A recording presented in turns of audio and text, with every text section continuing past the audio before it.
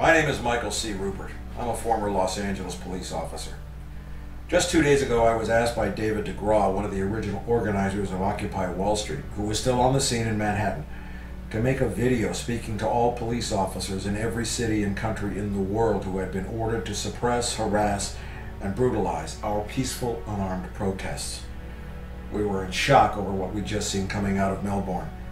Police attacks on the Occupy Together movement are intensifying all over the world. I don't know how I could possibly phrase it or say it better than Marine Corps Sergeant Shamar Thomas did in Times Square last week. I want all of you police officers out there to know that Shamar Thomas is not a fluke and he is not an aberration. He is part of a warrior class worldwide of men and women who have gone into harm's way and honorably acquitted themselves in battle while carrying the weight of the knowledge that they fought in unjust wars, wars which have inflicted great suffering on innocent civilians. There are many more Shamar Thomases out there than you could possibly know. I've been to Iraq 14 months for my people. You come over here and hurt them. They don't have guns. They don't have guns. How do you sleep at night? There is no honor in this. There is no honor in this. This is America. Why are y'all treating people like this? Why are y'all gearing up like this is war? This is not war. Let's go, folks. We can. This is not war. Throughout the confrontation, which showed the NYPD backing down in impotent paralysis, it was plainly evident that several NYPD officers approached to check Sergeant Thomas's decorations. Those decorations were earned and awarded based upon undeniable service in the face of lethal danger in combat. Those ribbons authenticated Sergeant Thomas's right and authority to address the NYPD as a warrior, with a warrior's honor and, most importantly, with a warrior's power. Just as Sergeant Thomas's ribbons were his authenticators of having both the right and the authority to speak to the NYPD as a warrior, I will now show you, all police officers in the world, my authenticators, so that all of you may know that I have the right to speak to you with that same authority. I served with the Los Angeles Police Department for approximately 8.5 years. 2.5 of those were as a college intern. I went through the LAPD Academy after graduating from UCLA in 1973 and was valedictorian for 3 classes of graduating recruits. I did street time on the streets in South Central Los Angeles, in the district with the highest per capita crime rate in the city, a place that is still today known as the jungle. Several times in those years I was injured in hand-to-hand combat. In the 1970s, all we had to control events were our minds, our bodies, our wits, a baton, and our 6-shooters. The only radios available were in the police cars.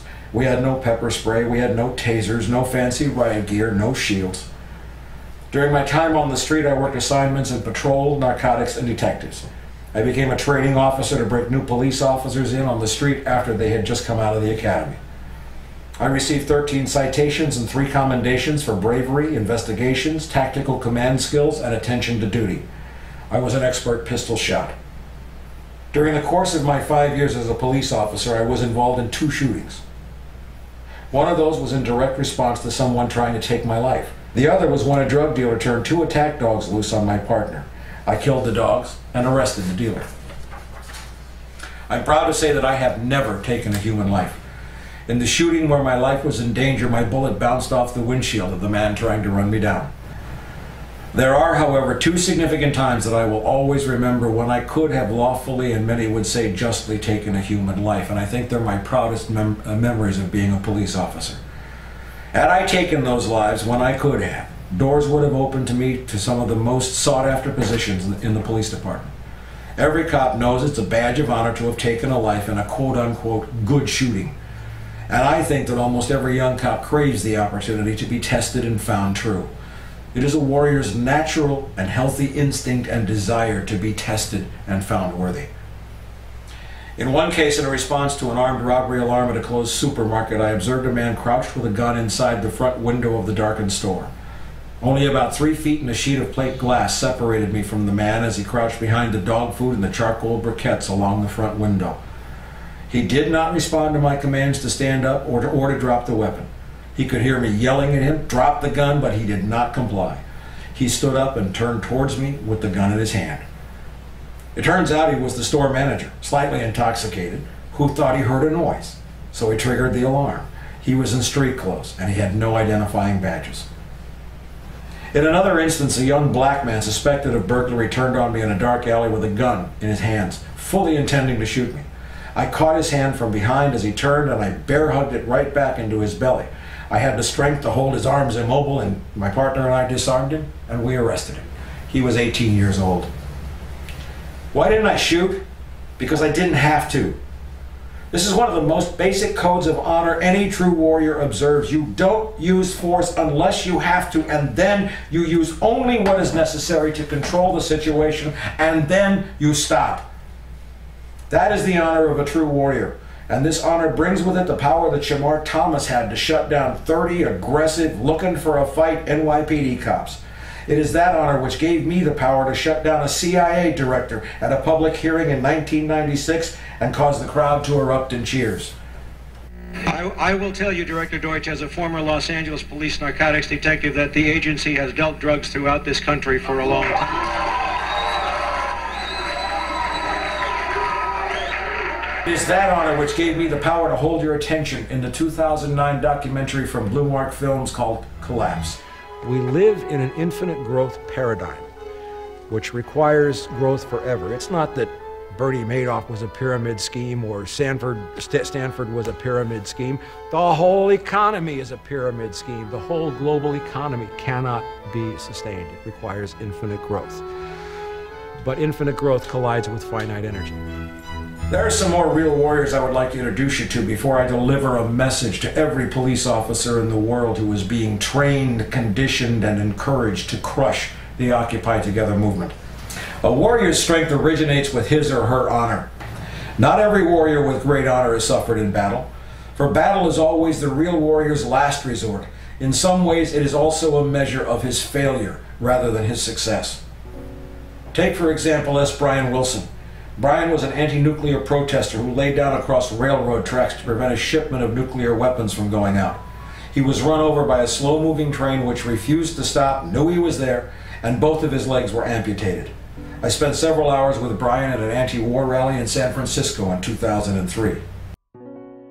At my website, CollapseNet, for more than the last year, we have documented month in and month out how hundreds of thousands of police officers around the world have been laid off due to budget cuts and austerity.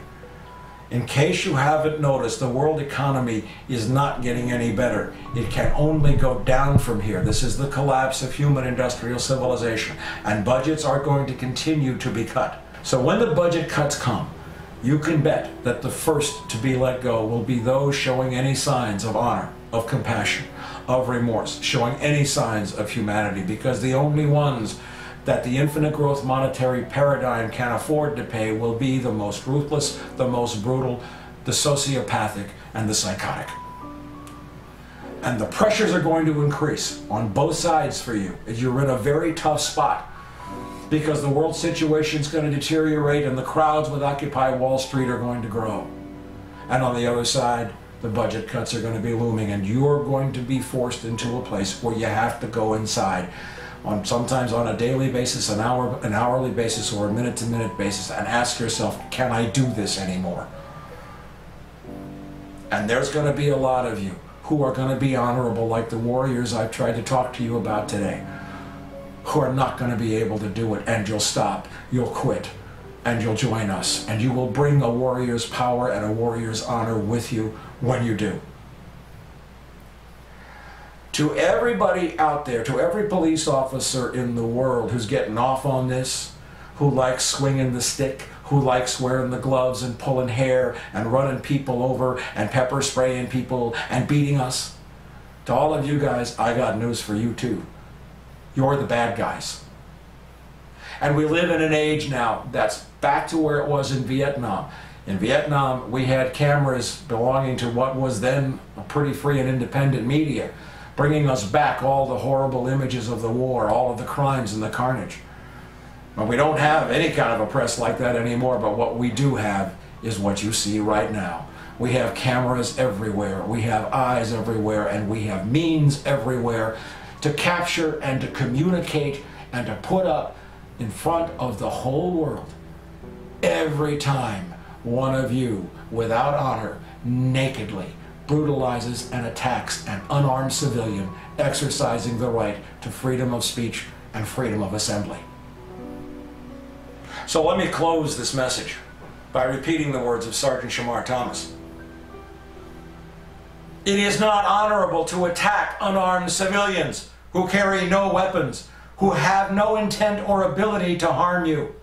It is not honorable to suppress the right to freedom of speech and freedom of association.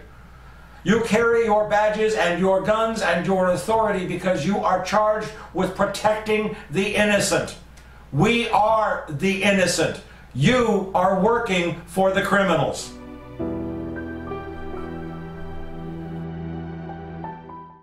Every person can be a force for good.